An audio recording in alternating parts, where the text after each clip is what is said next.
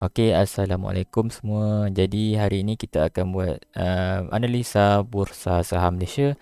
Ni semua kaunter-kaunter yang di-request, ada 20 semua sekali. Jadi hari ini saya akan share lah pendapat saya tentang kaunter-kaunter yang diberi. Jadi yang nak request macam ni, bolehlah masuk dalam channel Telegram ataupun grup Telegram saya dekat description di bawah. Kaunter pertama adalah kaunter Tech Cycle Technology. Okey, kaunter ni dia baru buat kenaikan yang banyak. Okey, jadi dekat sini dia pun berehat sebentar ataupun dia buat correction dekat sini. Kebiasaannya selepas ada impulsif macam ni dan dia buat something pattern ataupun sideways, dan dia boleh meneruskan kenaikan lah. Cuma kita tak tahu dia nak buat kenaikan terus ataupun dia nak buat penurunan dulu macam tu. Jadi ada dua cara lah, sama ada dia boleh nak reject dekat swap zone kita dekat sini ataupun dia nak break terus ke atas. Okey, counter kedua adalah counter Nilex lah. Okey, counter Nilex ni dekat sini dia sampai resistance ataupun dekat shadow code QM ni. Jadi dekat sini dia masih lagi bermain dekat dalam kita punya support. Jadi dekat sini dia reject, sini pun reject, so dia masih dalam sideways. Jadi dekat sini kalau saya tengok dia boleh pergi mana-mana yang dia nak, sama ada dia pergi ke bawah ataupun ke atas. Sebab kat sini dalam fasa distribution ataupun jadi sama ada dia nak buat kenaikan lagi, dia kena break atas, ataupun dia dah tak nak buat kenaikan, dia akan turun ke bawah. So dekat sini kita ada trend line lah. Kalau break je trend line ni, kira dah tak cantik. Okay, untuk counter TH plan ni pun sama juga, dia duduk dalam kawasan demand supply zone dekat atas ni ataupun dekat kawasan resistance. Jadi dekat sini ada resistance, tapi dekat sini saya nampak ada minat menarik. Kat sini kita ada bullish engulfing, dekat sini dia pun reject, so ada rejection kat sini. Jadi saya expect dia dah masuk dalam resistance ni, berkemungkinan dia boleh naik ke atas lah. Dekat sini dia boleh tahan price dan dia pun meneruskan kenaikan. Jadi yang ni saya tengok macam tu lah untuk counter ni. Okay, untuk counter E-Tech ni pun berkemungkinan dia boleh buat macam counter Yuli. Counter Yuli pun lebih kurang pattern macam ni, dia spike ke bawah sikit macam tu, dan dia buat sideways kat sini. Berkemungkinan dia boleh naik sikit lagi, dan dia naik sikit, lepas tu dia buat sideways kat atas ni, dia pun jatuh. Jadi macam tu lah, dia macam ada serupa sikit dengan counter tu. Jadi dekat sini mungkin dia akan naik sikit lagi lah, dia buat penurunan. Itu expectation saya lah. Okay, untuk counter PTRB ni pun saya ada pernah kaji dahulu. So dekat sini dia main kat support, and dia pun dia buat break off structure sikit kat sini dan pun turun. Jadi kat sini ada double breakout lah. So double breakout ni kat sini kita ada bahu kiri. So bahu kiri ni biasanya kita boleh cari untuk sell. Jadi dekat sini kita tengok dia buat retracement yang perlahan. Jadi kemungkinan dia boleh sampai dekat atas ni dan dia buat penurunan. So jadi macam tu lah saya tengok untuk counter ni. Dia pun dah break kita punya trend line. Okay, so kat sini pun dia boleh reject je sebenarnya, sebab kini pun ada kandil merah dah, dia ngam-ngam kat trend line macam tu. Tapi kalau dia nak pergi atas sikit pun boleh lagi, mesti tak ada masalah kalau yang ni. So expectation saya dia mungkin boleh pergi atas sikit dan dia buat penurunan. Jadi untuk counter yang macam ni, okay, saya lebih cenderung untuk tunggu dia kat support balik lah. So support yang dia buat kenaikan kat sini. Okay, untuk counter Dufu ni pun masih lagi downtrend lah ikut keseluruhan structure dia. So dekat sini saya nampak dia hanyalah retracement semata-mata lah. Sebab kat sini kalau kita belajar daripada backtest counter K plus, kat sini pun dia buat benda yang sama, dia buat kenaikan banyak dan dia pun reject dekat area dia support become resistance dekat sini. Jadi dekat sini kita ada rejection, cuma rejection dia tak banyak lah, tapi kena berhati-hati juga. So yang ni kalau dia nak naik atas lagi, dia kena break dulu kita punya zone kat sini, baru dia boleh naik. Jadi kalau dia tak boleh naik, dia akan turun ke bawah lah, support balik ataupun dekat tengah-tengah ke.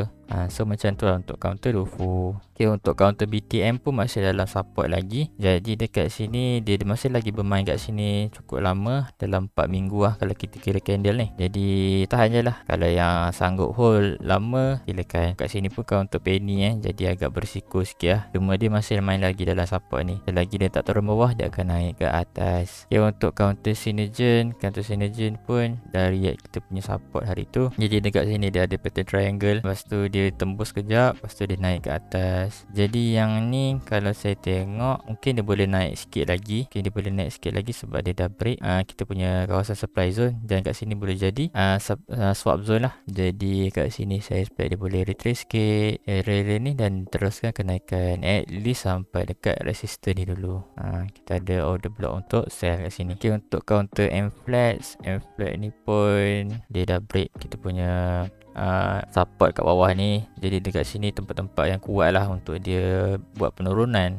Sini ada swap zone kan. So dekat sini kita tengok dia ada symmetrical structure lah. So bila ada symmetrical structure ni, dia ada kebarankan, dia boleh ikut yang merah ni juga. Sebab ini penurunan kan, dia buat symmetrical structure. Bila dia naik, mungkin dia boleh ke atas. Cuma kita tak tahu bila dia nak buat ke atas. So saya expect dia boleh turun dekat kawasan demand zone ni dan buat kenaikan. At least kita punya TP sini dulu ataupun dekat sini. Dekat sini kita ada bawah kiri head and shoulder. Jadi saya expect macam tu lah untuk counter ni. Okay, untuk counter Velesto, Velesto ni dia dah buat kenaikan. Kat sini dia buat kenaikan yang banyak. Ni ada impulsif atau correction impulsif. So ni adalah yang terakhir lah. So kebiasaannya yang biasanya spike macam ni, dia dah nak menjual lah. Kebiasaannya walaupun nampak dia naik banyak kan, kemungkinan dia boleh turun sikit sampai kat sini macam tu, lepas tu dia naik macam tu, dia turun. Kebiasaannya lah. Tapi kalau dia nak buat lagi kenaikan ke atas, dia mesti buat something yang sideway yang lama kat sini, baru dia boleh naik ke atas lagi. Sebab kat belah kiri pun kita ada apa kat sini. Jadi kita ada supply zone. So kita ada supply zone kat situ, ada rejection lagi, mungkin lah dia boleh turun sikit. Okay, untuk counter Sunview, Sunview ni pun dia dekat masih lagi bermain dekat support. Jadi dekat sini kita nampak ada support kat sini, pun ada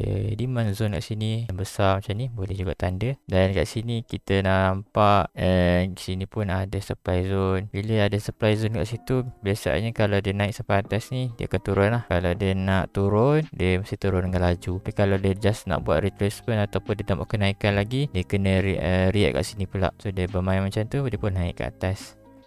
Tu cara untuk dia buat kenaikan lah. Dia mesti kena respect dulu kita punya supply kat sini, lepas tu dia reject ke bawah sikit sampai dekat demand, dia buat naik ke atas. Macam tu lah cara SND ataupun supply demand bergerak. Okay, untuk counter EG ni dia memang tak pergi dekat kita punya retracement bawah ni, padahal terlalu banyak sangat. Dia dekat sini, satu dekat kawasan-kawasan sini kat sini memang kita ada setup sebenarnya. Sebab setup ni saya tak ajar dekat public, jadi saya tak boleh ajar kat sini lah. So nak belajar tu belajar dalam kelas. Yang ni memang dia quick retest ataupun dia cepat punya retracement. Kalau kita nak ambil yang basic memang tak dapat lah. So basic saya akan ambil belakang-belakang ni lah. Ni hari tu dah ada swap zone bawah ni, belakang ni. Tapi dia tak pergi secara drastik macam tu. Dia tak buat penurunan yang macam tu. Dia buat hanyalah rejection biasa saja. Jadi sepatutnya dia boleh turun sini sikit, mesti buat kenaikan kan. Tapi yang ni dia terus tembus kita punya supply zone. Jadi dekat sini kalau nak cari entry, tengok dalam taraf yang kecil, kita ada banyak kat sini. Kita ada banyak bullish engulfing bawah ni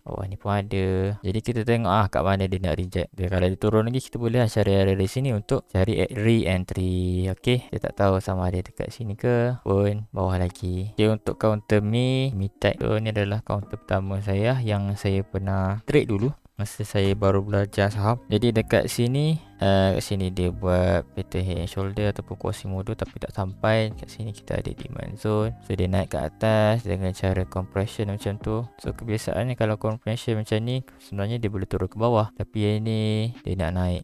Kebiasaan dia boleh turun ke bawah macam ni. Flash macam ni, dia punya sifat dia nak buat penurunan. Tapi dia nak naik ke atas, rezeki lah supaya masuk. Jadi dekat sini dia ada buat satu candle doji ataupun candle yang so kebiasaannya kalau candle macam ni, dia boleh buat dua arah, ataupun atas atau bawah. Jadi kalau yang macam ni, kebiasaannya saya target dia turun ke bawah macam tu. Sebab dia dah buat part yang banyak, berkemungkinan satu hari dia buat penurunan. Kat sini belakang ni ada apa? So kat belakang ni, kalau kita tengok belakang ni ada resistance yang besar macam tu. Jadi berkemungkinan lah dia boleh reject. Kalau dia nak naik lagi, dia tembus semua ni, dia buat structure baru dia buat kenaikan lagi. Untuk counter Ecoverse, so Ecoverse ni pun dia belum lagi sampai dekat kita punya penandaan ataupun dekat Quasimodo yang late retest ni dekat bawah kiri. Jadi dekat sini berkemungkinan lah, kat sini kalau kita tengok kat daily, kat daily pun dia masih lagi bermain dekat kita punya resistance dan dia buat penurunan. Dah dimakan candle warna hijau ni. So agak tak cantik sebenarnya untuk kita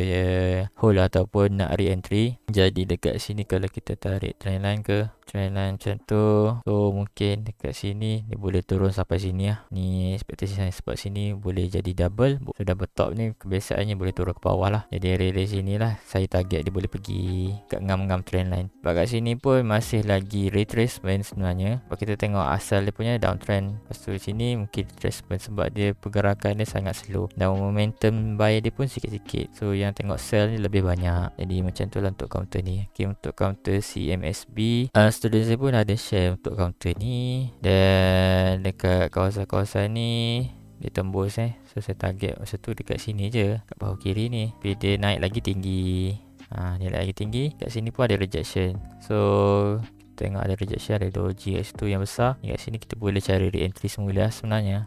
So saya expect dia boleh naik lagi satu wave. Okay, untuk counter MWP padam dulu. Ya, dekat sini dia dah sampai kita punya bahu kiri. Okay, bahu kiri sampai sini.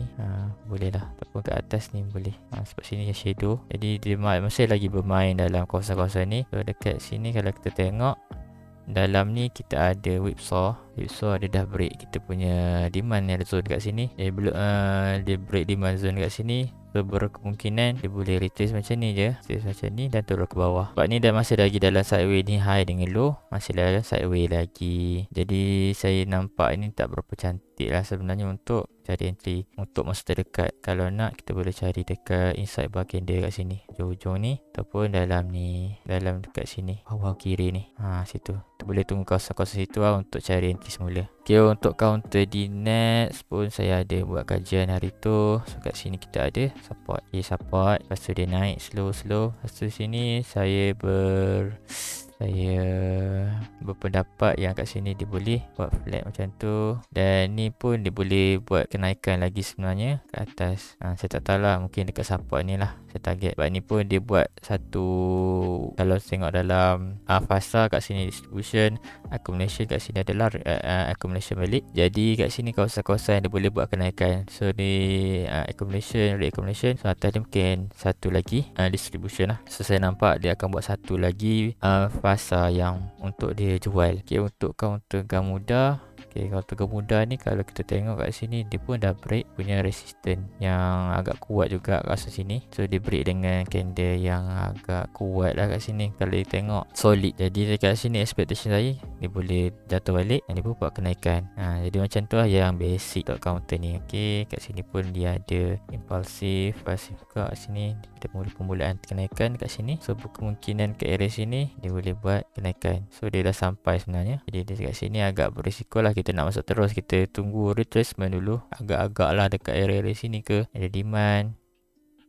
So area situ dia boleh react. Okay, untuk counter Wong ni pun dia masih lagi dalam keadaan sideway macam ni. Dekat sini pun dia buat sama macam counter tadi lah. Kat sini pun dia dah break kita punya demand. So sini jadi whipsaw. Dan dekat sini lebih kepada nak penurunan lah. Dia mungkin reject kat sini, dia pun dia buat penurunan. So counter ni saya nampak macam tu lah.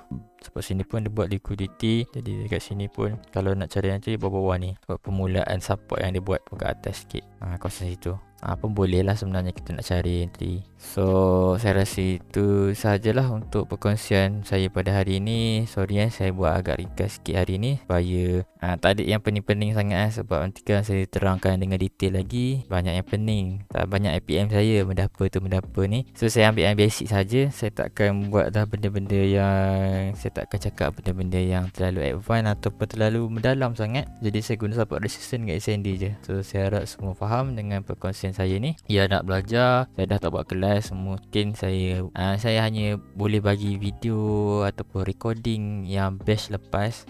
So kalau nak recording tu 2 hari, jadi boleh PM saya untuk dapatkan recording tu. InsyaAllah lah, dia harga mahu milik, semua orang boleh beli. Jadi itu saja daripada saya. Assalamualaikum, bye. Jumpa lagi next time. Jangan lupa subscribe and share dan like. Bye.